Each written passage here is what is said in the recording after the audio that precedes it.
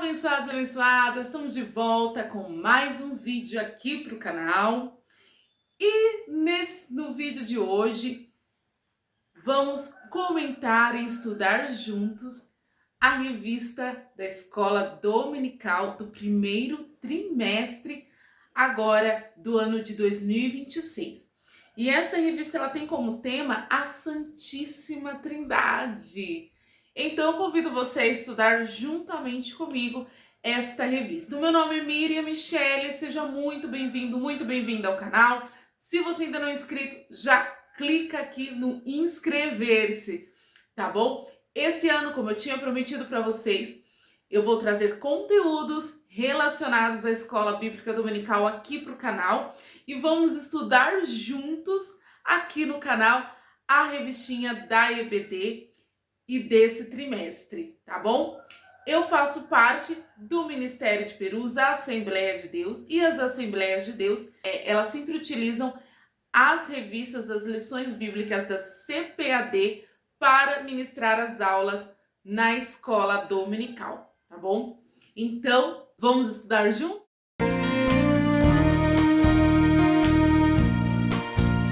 Já pegou sua caneta? Já pegou seu caderno?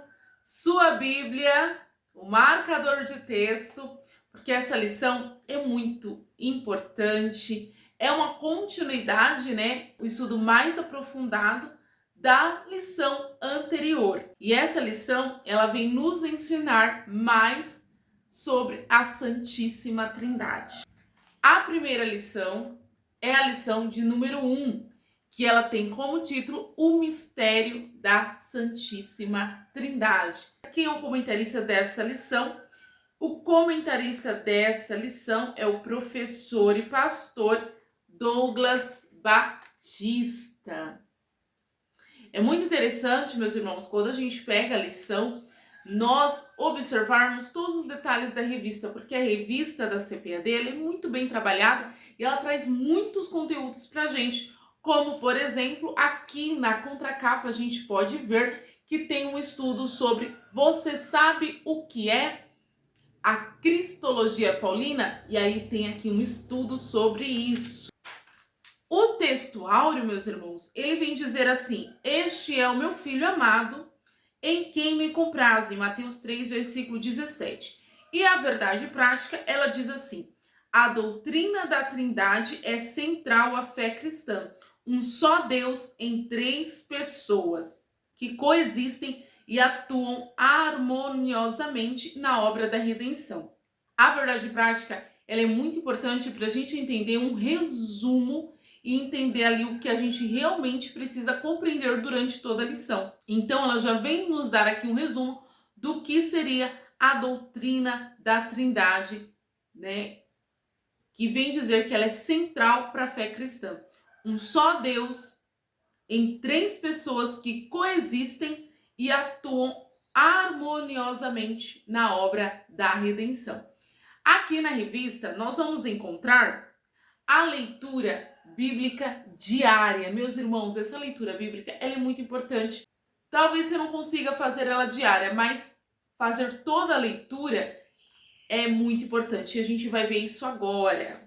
Aqui na leitura diária, ela vem dizer assim: a Trindade revelada no batismo de Jesus. E Marcos capítulo 1, versículo 9 ao versículo 11. Então, vamos pegar a nossa Bíblia e abrir no livro de Marcos capítulo 1, do versículo 9 ao versículo 11. Diz assim: e aconteceu naqueles dias que Jesus, tendo ido de Nazaré da Galileia, foi batizado por João no Jordão. E logo que saiu da água, viu os céus abertos e o Espírito que como pomba descia sobre ele, e ouviu-se uma voz dos céus que dizia: tu és o meu filho amado, em quem me comprazo. Para a terça-feira, o comentarista deixou aqui como indicação Isaías 42, versículo 1. O servo do Senhor é em quem Deus se compraz. Então vamos lá para Isaías 42, versículo 1. Diz assim: eis aqui o meu servo, a quem sustenho, o meu eleito, em quem se apraz minha alma. Pus o meu espírito sobre ele, e ele trará justiça aos gentios. Meus irmãos, Presta atenção nesses versículos, porque a lição ela vai nos trazer muitas referências sobre esses assuntos. Para quarta-feira foi indicado Mateus capítulo 28, versículo 19. É muito importante a gente praticar a leitura diária até para a gente praticar o nosso manuseio na Bíblia, na palavra de Deus, e pegarmos aí essa prática, né, de localizar as passagens bíblicas. Então, Mateus capítulo 28, versículo 19, diz assim: portanto, ide, fazei discípulos de todas as nações, batizando-os em nome do Pai, do Filho e do Espírito Santo. Para quinta-feira, 2 Coríntios, capítulo 13, versículo 13. A graça do Senhor Jesus Cristo, o amor de Deus e a comunhão do Espírito Santo seja com todos vós. Amém. Essa é a bênção apostólica que traz em si a comunhão trinitária. Para sexta-feira, Efésios capítulo 4, versículo 4 ao versículo 6.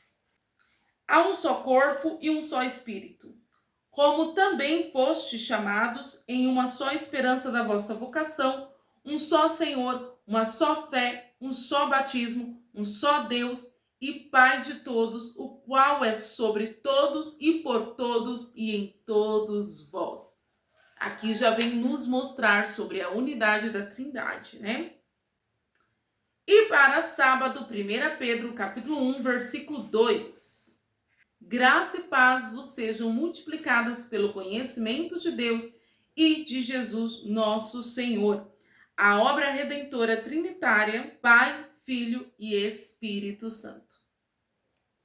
Amém? Agora nós vamos, meus irmãos, para a leitura bíblica em classe. Então, você já abre aí na sua revistinha a leitura bíblica em classe ou me acompanha na Bíblia, que está em Mateus capítulo 3, do versículo 13 ao versículo 17. Diz assim: então veio Jesus da Galileia ter com João, junto do Jordão, para ser batizado por ele. Mas João opunha-se-lhe, dizendo: eu careço de ser batizado por ti, e vens tu a mim? Jesus, porém, respondendo, disse-lhe: deixa por agora, porque assim nos convém cumprir toda a justiça. Então ele o permitiu. E sendo Jesus batizado, saiu logo da água, e eis que se lhe abriram os céus, e viu o Espírito de Deus descendo como pomba e vindo sobre ele. E eis que uma voz dos céus dizia: este é o meu filho amado, em quem me comprazo.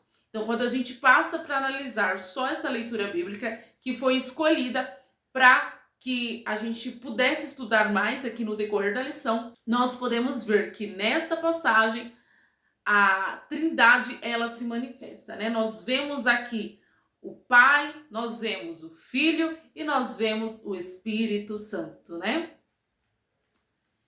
Então é muito importante a gente parar antes de seguir para a lição e fazer uma análise do texto bíblico para que a gente consiga entender com mais facilidade o decorrer da lição. Então a gente começa a analisar aqui, meus irmãos, que quem estava batizando ali era João Batista.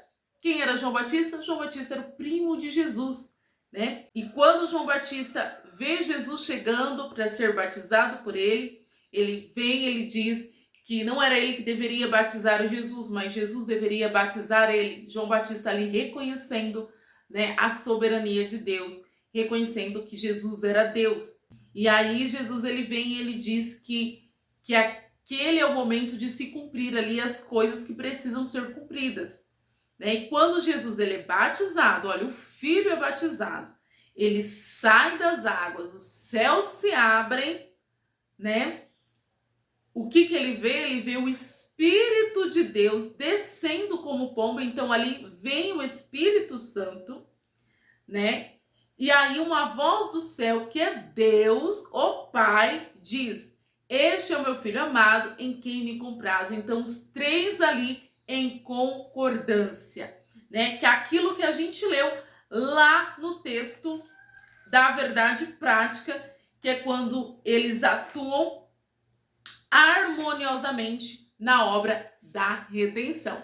Amém? Glória a Deus. Vamos para agora para a introdução. Meus irmãos, quando eu estudo, a revista, eu gosto de fazer todas as anotações no meu caderno, deixar tudo bem separadinho, olha. E eu recomendo você, quando for estudar também a revista Escola Dominical, você reservar um caderno e fazer esse estudo. Gente, esse caderno é um caderno bem simplesinho, olha. É bem simples, que eu comprei juntamente com a minha Bíblia, Essa Bíblia maravilhosa, essa Bíblia abençoada. Tem vídeo aqui no canal que eu faço um tour sobre essa Bíblia, uma resenha, tá bom? E eu vou deixar o link para vocês na descrição da Bíblia e do caderno, tá bom? Para você adquirir e vir, também estudar juntamente comigo aí as lições da Escola Bíblica, que são importantes até pra gente que não tem costume de fazer um devocional assim, Então vamos juntos esse ano estudar mais a palavra de Deus. A introdução, ela diz assim: o batismo de Jesus retrata um dos momentos da revelação divina sobre a natureza trinitária de Deus. Nele, de maneira simultânea, as três pessoas da Trindade se manifestam. O Filho é batizado, o Espírito Santo desce como pomba e o Pai fala dos céus. O episódio fornece uma base sólida para a doutrina da Trindade. Nesta lição, vamos abordar o mistério da Trindade sob 3 aspectos: a revelação no batismo de Jesus, a distinção e unidade das pessoas divinas e a relevância da Trindade para a fé cristã. Aí nós vamos agora para o tópico 1. A revelação trinitária no batismo de Jesus. O subtópico 1 diz assim: o batismo do Filho, a obediência de Cristo. Jesus, o Deus encarnado, em João capítulo 1, versículo 14, desceu as águas do Jordão para ser batizado por João Batista. Mateus capítulo 3, versículo 13. Este ato, à primeira vista, pode parecer desnecessário, já que Jesus não era um pecador. 2 Coríntios capítulo 5, versículo 21 e Hebreus capítulo 4, versículo 15. Contudo, ele disse: deixa por agora, porque assim nos convém cumprir toda a justiça. Mateus capítulo 13, versículo 15. Jesus não precisava ser batizado como uma forma de expressar arrependimento. Mateus capítulo 3, versículo 6. Contudo, ele submeteu-se a essa tradição judaica, associando-se à condição dos pecadores que veio salvar.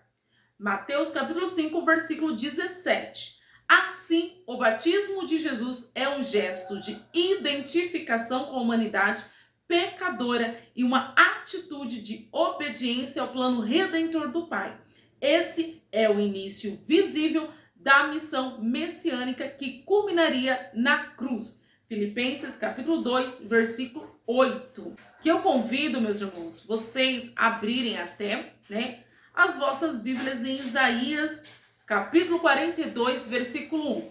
Um ponto muito importante, meus irmãos, é nós fazermos essa análise do Antigo Testamento com o Novo Testamento, porque daí você vê a promessa que foi feita lá no Antigo Testamento e o cumprimento dela agora no Novo Testamento, e como que os sinais, eles começam ali a se alinhar, tá bom? Para que a gente possa entender aí todos os passos também de Jesus Cristo e entender a atuação da Trindade, Então, quando a gente lê em Isaías 42, versículo 1, que a gente tinha lido lá no devocional, diz assim, olha, eis aqui o meu... Olha, Isaías, gente, olha, muito tempo antes. Eis aqui o meu servo, a quem sustenho, o meu eleito, em quem se apraz a minha alma. Pus o meu espírito sobre ele, e ele trará justiça aos gentios. E em Mateus, capítulo 3, versículo 17, que a gente leu na Verdade Prática, diz o quê? E eis que uma voz dos céus dizia: este é o meu filho amado, em quem me comprazo. Então, quando a gente lê aqui no subtópico sobre o batismo de Jesus, o que a gente entende? Jesus não se batizou para se arrepender de pecados, até porque ele não era um pecador, ele não tinha pecados.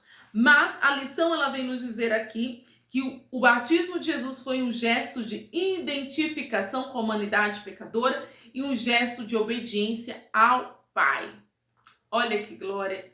Jesus, ele veio até esta terra como Deus, né? Porém, a gente pode ver aqui a obra redentora dele foi, né, para que ele viesse nos salvar, entendendo o nosso. Ele se colocou nesse lugar sem ser pecador, ele se colocou neste lugar de pecador sem ser pecador para nos dar o direito da salvação. Glórias a Deus.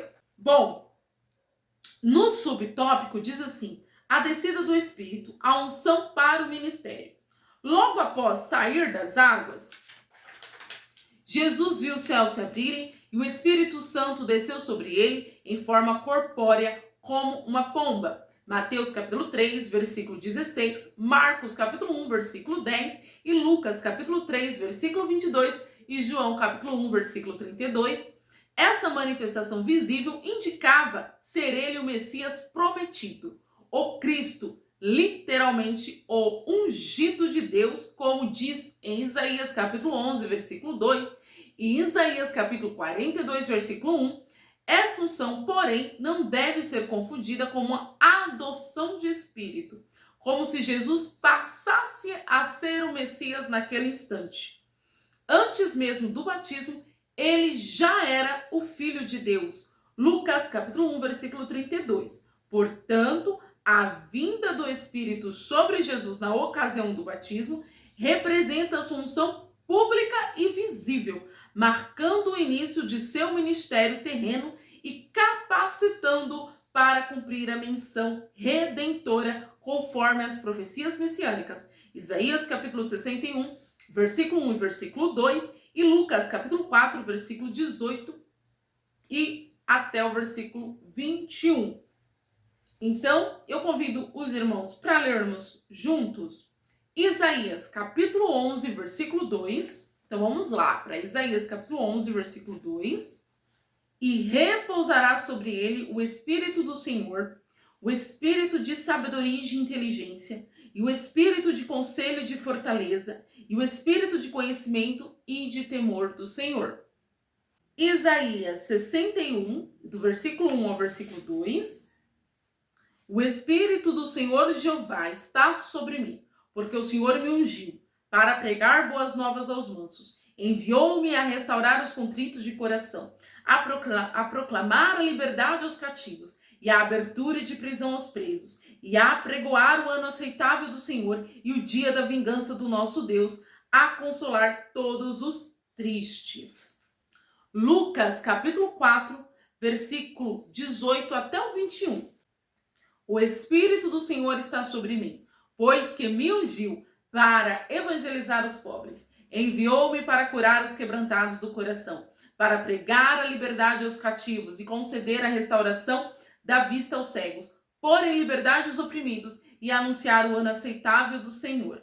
E fechando o livro, devolveu-o ao ministro e assentou os seus olhos de toda a sinagoga que estavam fitos nele. Então começou a dizer-lhes: hoje se cumpriu essa escritura em vossos ouvidos. Então nós podemos entender aqui, o Espírito desceu ali, né, em forma de pomba, sobre Jesus. O que nós entendemos? Que não estava adotando, não era uma adoção de espírito, ou seja, não estava dizendo que ele era um homem que tinha sido escolhido naquele momento para ser o Messias. Não, foi apenas uma confirmação pública para que todos vissem que ele era o Messias. Ele já era o Messias. Aquilo era apenas uma confirmação, né? Então não era algo que tipo uma pessoa que estava ali, estava sendo escolhida naquele momento. Não, foi uma confirmação pública de que ele já era o Messias. Como diz aqui na própria lição, né? Que a vinda do Espírito sobre Jesus na ocasião do batismo representa a assunção pública e visível, marcando o início do seu ministério terreno e capacitando-o para cumprir a missão redentora conforme as profecias messiânicas.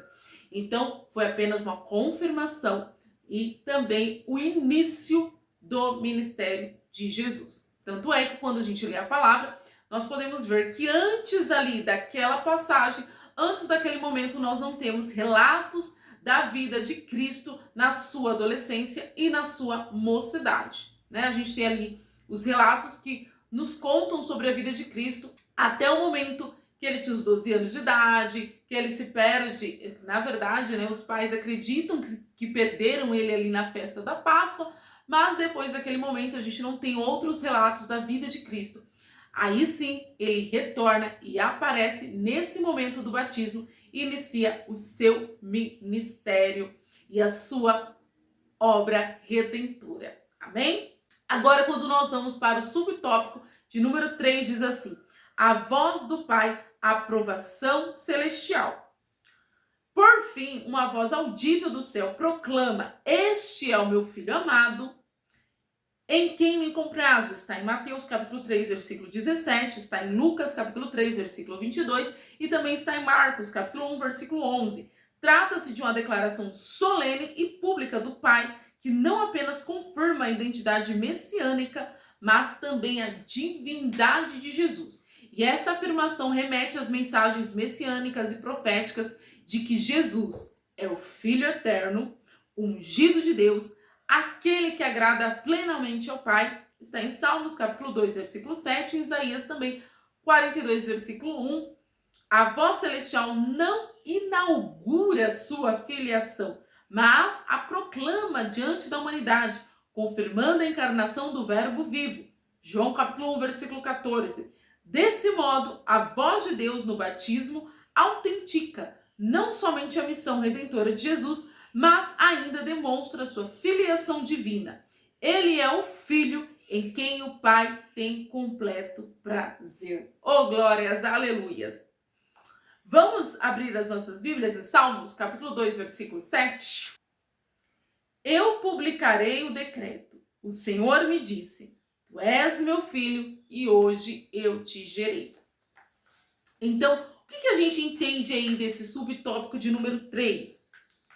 Que quando a voz de Deus ela é audível para todas as pessoas que estão ali presentes e escutarem essa voz proclamada lá do céu, dizendo: este é o meu filho amado em quem me comprazo, se trata de uma declaração solene e pública do Pai, que não está confirmando só a identidade messiânica, mas também a divindade de Jesus. Então, quando a voz de Deus é ouvida por todos ali, é uma forma de Deus proclamar, declarar, confirmar ali que além de ele ser o Messias, né, o Filho, né, também confirma a divindade dele, que ele não é um homem comum, que ele é Deus. Amém? E agora nós vamos para o tópico de número 2. Olha, aqui na lição tem um ponto muito importante quando a gente encerra, que está como ampliando os conhecimentos, que eu vou ler aqui para vocês, meus irmãos, porque é muito importante quando você estiver lendo a lição, você lê tudo. O comentarista, ele deixa para nós. E eu, por mais que eu esteja com a revista de professor, eu estudando aqui com vocês somente o conteúdo de aluno, porque é aquele conteúdo realmente que todos nós temos acesso, né, para que a gente possa juntos compreender de uma forma melhor, né, a lição. Então ele diz assim, ó: Deus é trino. O que é trino? Isto é, 3 em 1. Ele é um Deus, um único ser. Aí tem referências bíblicas: Deuteronômio 6, versículo 4, Isaías 45, versículo 21, 1 Coríntios, capítulo 8, do versículo 5 ao 6, Efésios, capítulo 4, versículo 6, 1 Timóteo, capítulo 2, versículo 5, que se revelou em 3 pessoas distintas, não separadas, distintas, mas não separadas, mas interrelacionadas e completamente unidas: Pai, Filho e Espírito Santo. Por exemplo, a gente vê essa manifestação dos 3 juntos em Mateus capítulo 28, versículo 19, em 2 Coríntios capítulo 13, versículo 14 e em 1 Pedro capítulo 1, versículo 2.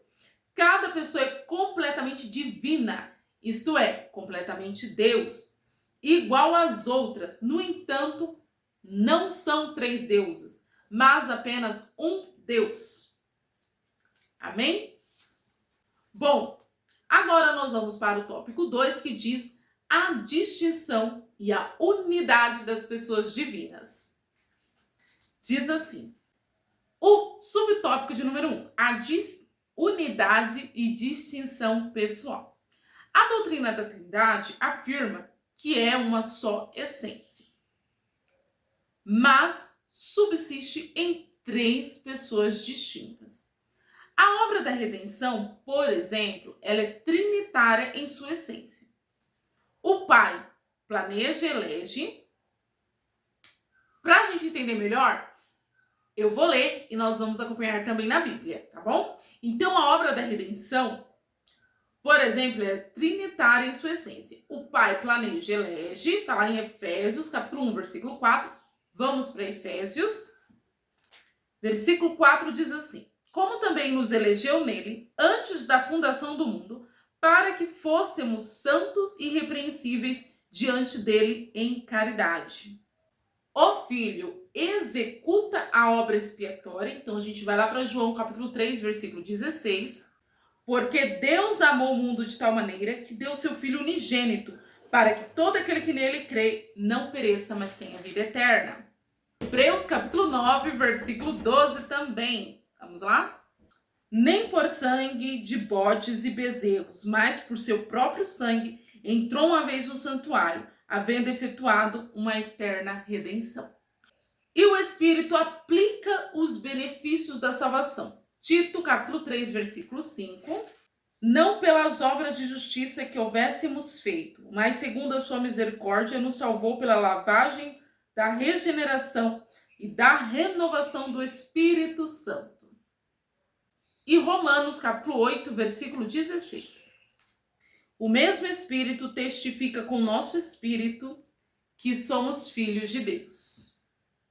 Assim, a unidade divina, longe de contradizer a Trindade, é enriquecida por ela, revelando um Deus que é, ao mesmo tempo, uno em essência e triuno em pessoa. Então, a Trindade, os três, Pai, Filho e Espírito Santo, eles trabalham juntos e não separados. Eles trabalham juntos. Cada um tem a sua função, mas os três trabalham juntos e eles não são separados, são um só. O Deus bíblico não é uma unidade absoluta, monolítica ou impessoal, mas sim uma unidade composta e dinâmica, eternamente subsistente em três pessoas distintas: Pai, Filho e Espírito Santo. Amém? Vamos para o subtópico de número 2, a pluralidade da unidade no Antigo Testamento. O Antigo Testamento aponta para uma pluralidade dentro da unidade divina. O nome hebraico Elohim, plural de Eloá, é utilizado para designar o Deus único de Israel. No princípio, criou Deus. Deus, em hebraico, Elohim, nesse versículo. Os céus e a terra. Gênesis capítulo 1, versículo 1. No texto, o sujeito Deus está no plural, enquanto o verbo criou, que no hebraico é bara, está no singular, indicando a pluralidade pessoal em uma única essência divina.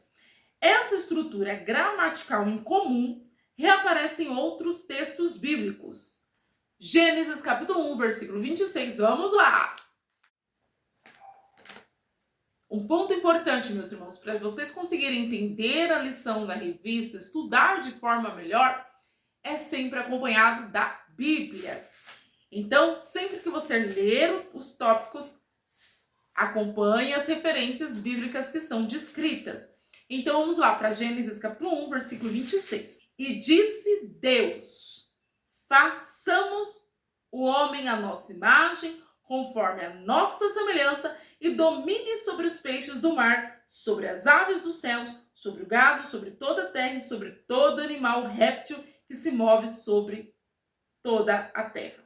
Então, o que é que nós vemos aqui? Nós vemos no plural, não é eu vou fazer, né? Está, disse Deus. Deus no plural, façamos, né? Então tem mais de uma pessoa que nós vemos aqui nesse texto. Também a revista traz aqui outra referência, capítulo 3, versículo 22. Diz assim: Então disse o Senhor Deus: Eis que o homem é como um de nós, sabendo o bem e o mal. Ora, para que não estenda a sua mão e tome também da árvore da vida e come e vive eternamente. Então, aqui, Deus, né? A gente vê Deus, né? A palavra Deus ali parecendo ser uma única pessoa, porém, ele diz que o homem é como nós. Então, nós vemos ali Deus, mas tem mais de uma pessoa ali no texto, tá bom? Capítulo 11 de Gênesis, versículo 7, diz assim: Eia, desçamos e confundamos ali a sua língua para que não entenda a língua um do outro. Então, mais de uma pessoa, de novo, não tinha só ali uma pessoa, Deus, porém, mais de uma pessoa atuando ali. E por último, Isaías capítulo 6, versículo 8. Depois disto, ouvi a voz do Senhor que dizia: A quem enviarei e quem há de ir por nós? Então disse eu: Eis-me aqui, envia-me a mim. Ele não disse: A quem enviarei, quem há de ir por mim? Ele diz: Quem há de ir por nós. E aí nós vemos de novo Deus, porém mais de uma pessoa, né? E aqui vem dizer assim: essas passagens evidenciam que o monoteísmo do Antigo Testamento não nega a trindade, mas admite a pluralidade interna na divindade. O que é monoteísmo? É culto a um único Deus. Assim sendo, a doutrina da trindade não contraria a unidade de Deus, conforme revelada nas Escrituras, mas a completa e a qualifica.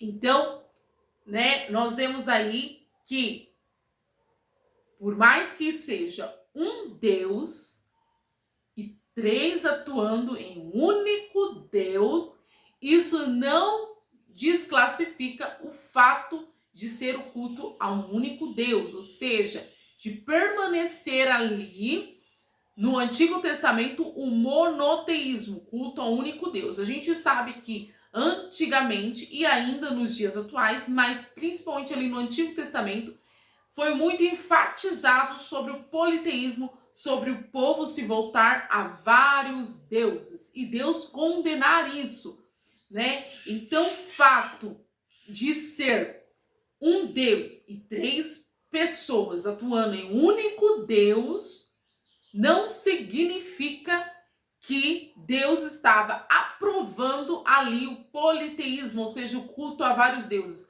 Até porque nós vamos ver no decorrer da lição que o fato de ser um único Deus e três pessoas atuando em um único Deus não significa que são três deuses ou três pessoas separadas. A gente vai entender isso mais adiante aqui na lição, tá bom?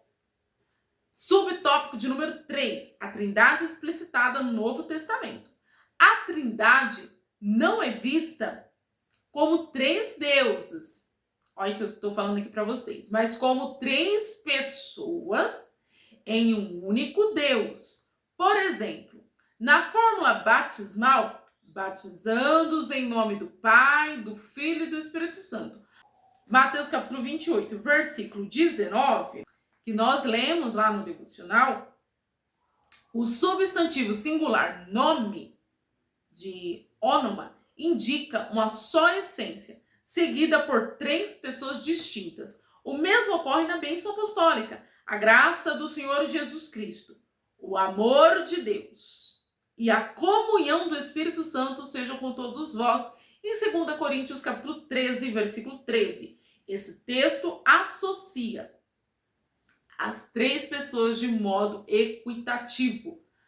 Ainda, as Escrituras afirmam que fomos eleitos segundo a presciência de Deus Pai, em santificação do Espírito, para a obediência e para a expressão do sangue de Jesus Cristo. 1 Pedro, capítulo 1, versículo 2. Aqui a participação das três pessoas divinas na obra da salvação é nitidamente evidenciada. E Paulo acrescenta: há um só corpo e um só espírito, um só Senhor e um só Deus e Pai de todos. Essa tríade, Espírito, Senhor e Deus Pai, reflete, obviamente, a estrutura trinitária da divindade. Amém? Que foi como eu tinha explicado. São três pessoas, porém um só Deus, né? E mais adiante a gente vai ainda entender mais um pouco, né? Vamos agora para o último tópico, que aí a gente vai entender mais sobre isso. A relevância da Trindade para a fé cristã. O desenvolvimento doutrinário da Trindade. Subtópico de número 1. A doutrina da Trindade não é uma elaboração tardia da fé cristã. Ela emerge das Escrituras como a revelação progressiva do Deus vivo. Está lá em Deuteronômio, capítulo 6, versículo 4, Marcos, capítulo 12, versículo 29, Romanos, capítulo 1, versículo 3 e 4, Isaías, capítulo 7, versículo 14, João, capítulo 16, versículo 13 e 2 Coríntios, capítulo 3, versículo 17. Sua plena compreensão foi definida nos primeiros séculos da Igreja. O Concílio de Nicéia, 325 d.C., proclamou que o Filho é da mesma substância do Pai, condenando a ideia de que ele fosse uma criatura exaltada. O Concílio de Constantinopla, que foi em 381 d.C., completou a formulação trinitária ao afirmar a divindade do Espírito Santo. Desde os primeiros séculos, estudiosos da fé cristã têm ensinado a perfeita unidade em Deus, sem confundir a identidade de cada pessoa divina. Assim, olha só, isso aqui é muito importante. Então, na sua revista, se você está com a sua revista aí, página 9, você vai grifar aí com marcador de texto, com lápis colorido, com uma caneta, esta parte que é muito importante para você compreender a Trindade. Assim aprendemos que o Pai, eterno e não gerado, é a fonte. Então, o Pai é a fonte. O Filho é gerado do Pai e o Espírito Santo procede do Pai e do Filho. Como é que funciona a Trindade? Nós temos aqui o Pai. Jesus, o Filho, foi gerado do Pai. Então, ele veio de quem? Do Pai. Deus, o Pai, gerou Deus, o Filho. E desses dois, do Pai, do Filho, gerou o Espírito de Deus, que é o Espírito Santo. Então, se ambos vieram da mesma fonte, ambos são Deus.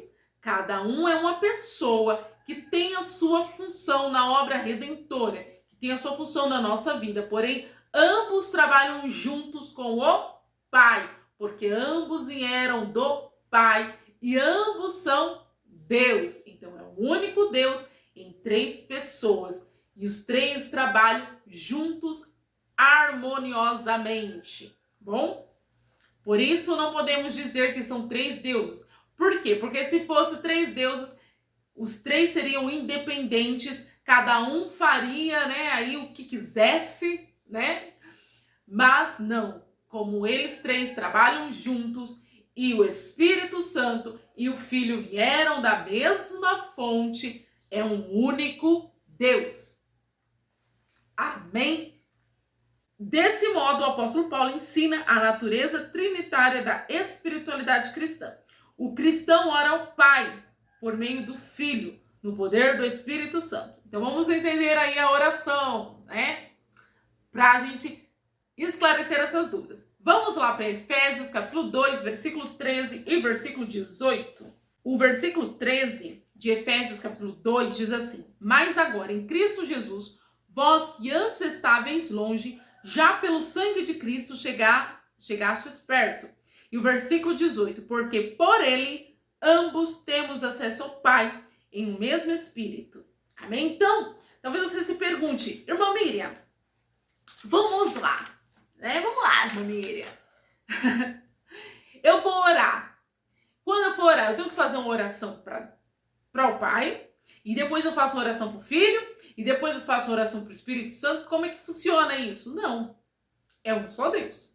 Então, você vai fazer a oração direcionada a Deus. Mas qual Deus? Deus o Pai. Quem que vai interceder por você? O Espírito Santo, que é o Consolador, ele intercede, que ele leva ao Filho, que leva ao Pai a sua oração. Então, nós oramos apenas para um Deus. E como os três, eles trabalham juntos, então a sua oração, o Espírito Santo e o Filho fazem esse intermédio das nossas orações até o Pai. Bom? Vamos para o subtópico número 2, implicações doutrinárias. A negação da Trindade resultou em heresias. O triteísmo, então, meus irmãos, antes de eu seguir aqui, existem crenças que pregam e que não acreditam na Trindade. E o nome de uma dessas crenças é o triteísmo. O que é o triteísmo? É uma crença em 3 deuses separados. Isso é uma heresia, porque viola a unidade de Deus, pois a Bíblia revela a existência de um só Deus. 1 Coríntios, capítulo 8, versículo 6. Outra crença que é heresia, o unitarismo.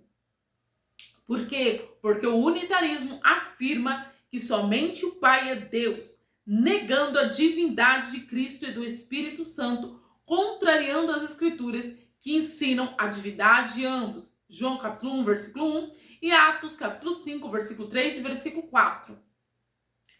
Então nós temos a crença do triteísmo, que é aquilo que eu falei para vocês. Eles acreditam em 3 deuses. Acreditam que o Pai, o Filho e o Espírito Santo, cada um é um Deus diferente. Isso é heresia. Tem o unitarismo, que não crê nem no Filho e nem no Espírito Santo, crê apenas no Pai, né? E tem também o unicismo, ou também conhecido como modalismo, que ensina que Deus se manifesta em 3 formas sucessivas. Porém, no batismo de Jesus está claro que as 3 pessoas são distintas e se manifestaram simultaneamente. Ou seja, o unicismo acredita que Deus, ele se manifestou, era um Deus que se manifestou em 3 fases diferentes. Mas quando a gente lê lá no verso que a gente leu, no capítulo que a gente leu sobre o batismo de Cristo, a gente vê as 3 pessoas presentes. Os 3 estavam ali, os 3 presentes, o que prova, né, que cada um é uma pessoa, entendeu? Não é um Deus que se manifesta a cada momento de forma diferente. Não, é os 3 que existem, trabalham juntos, tá bom? E quando se manifestam os 3 juntos. Então isso é uma heresia, tá bom?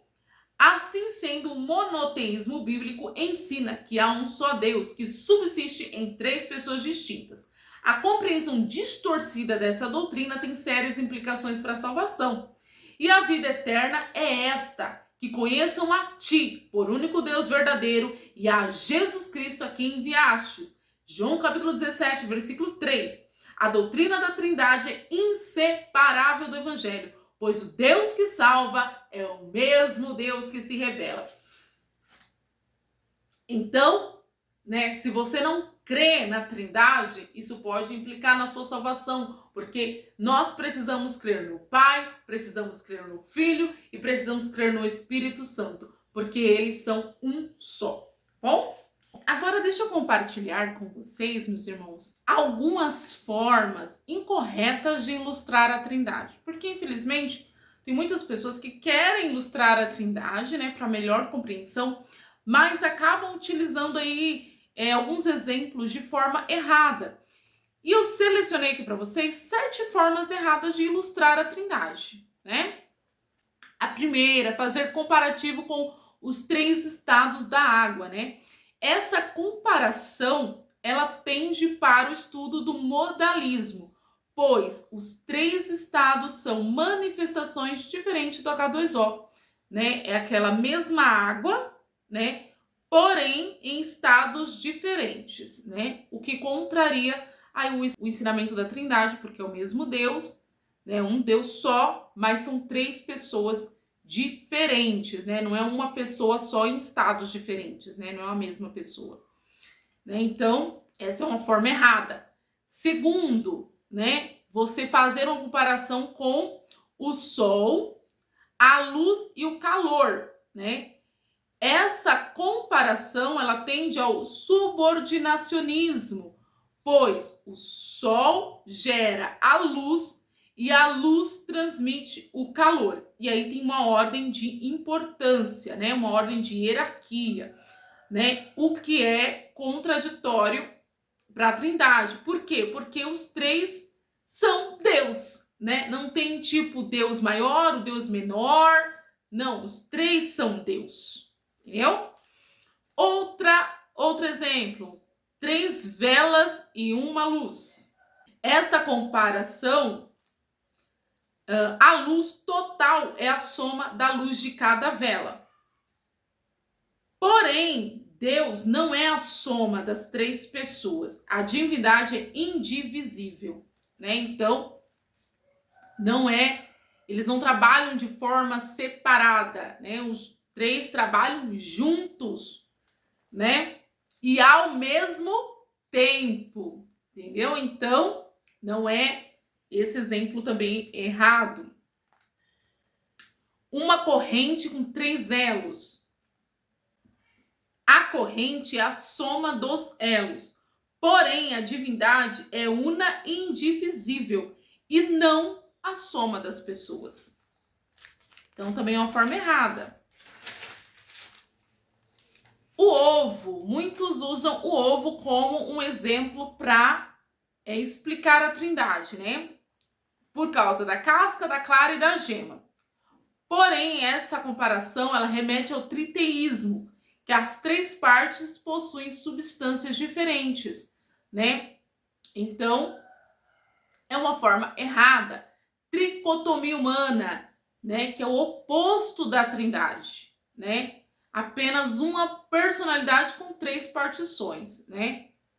É aquilo que eu falei. Gente, é um Deus, porém são 3 pessoas em um só trabalhando os 3 juntos, né? Não é uma pessoa única com 3 personalidades. Então isso é heresia, tá bom? Para concluir, meus irmãos, nós vemos aqui na conclusão: compreender a Trindade é fundamental para manter a fidelidade doutrinária. Ela não apenas protege a integridade da revelação de Deus, mas também sustenta toda a estrutura da salvação. Crer na Trindade é crer no Deus que salva, que se manifesta plenamente como Pai, Filho e Espírito Santo. Por isso, a doutrina da Trindade deve ser confessada, celebrada e ensinada como um fundamento inegociável da fé cristã. Amém? Bom, esse foi o nosso estudo de hoje. Eu vou deixar para vocês na descrição o link, né, do kit da Bíblia, né? Tem a Bíblia feminina, tem a Bíblia masculina e também do caderno, um caderno bem simples para você fazer estudo aí na sua casa, tá bom? E eu vou deixar o link também para você adquirir a revista, tanto de professor quanto de aluno, vai da sua escolha, tá bom? Para que a gente venha esse ano de 2026 nos dedicarmos juntos, né? Mais ao ensino da palavra de Deus, né? Porque a palavra de Deus vem dizer que o seu povo perece por falta de conhecimento. Então que a gente venha juntos se dedicar cada vez mais à palavra de Deus. Quero aproveitar também, meus irmãos, e compartilhar aí com as irmãs que estão me assistindo que essa roupinha linda, maravilhosa que eu estou vestindo aqui, ela está disponível no meu brechó online. Eu tenho um brechó online com envio para todo o Brasil, com frete reduzido. Você tem desconto de até 30% quando você compra mais de uma peça lá na minha loja, tá bom? Também tem cashback, ou seja, você compra e ganha um valorzinho de volta para depois fazer mais compras. E tudo isso está disponível lá no meu brechó. Então tem essa pecinha linda, maravilhosa, como tem outras peças, tá bom? O meu brechó online, a gente tem peças do P ao Plus, que é para a glória de Deus. Você consegue também parcelar as suas comprinhas aí na lojinha em até 12 vezes. Olha que legal, sem juros, meus irmãos. Eu vou deixar o link do meu brechó online na descrição, também no primeiro comentário, junto com o link de todos essas minhas indicações maravilhosas para vocês. Nessa lição, cada lição, meus irmãos, a CPAD, cada lição eles indicam, né, um livro, para que você consiga aprimorar o seu conhecimento. E aqui eles deixaram para nós a indicação de 2 livros, Ensino Transformador e a Teologia Sistemática Pentecostal. Então também vou deixar para vocês o link desses livros, caso você queira adquirir e aperfeiçoar aí o seu conhecimento, tá bom? Esse foi o nosso estudo de hoje, né? Que Deus possa abençoar a sua vida, espero que eu tenha te ajudado. Então, se você ainda não é inscrito aqui no canal, gostou desse vídeo, deixa o seu curtir, compartilha também para incentivar mais pessoas a estudarem a EBD, tá bom? Deixa aqui o seu comentário, quais foram as suas dúvidas, o que você está achando do tema desse trimestre que foi escolhido, tá bom? Deixa aí no comentário. Deus abençoe a sua vida e até a próxima lição, né?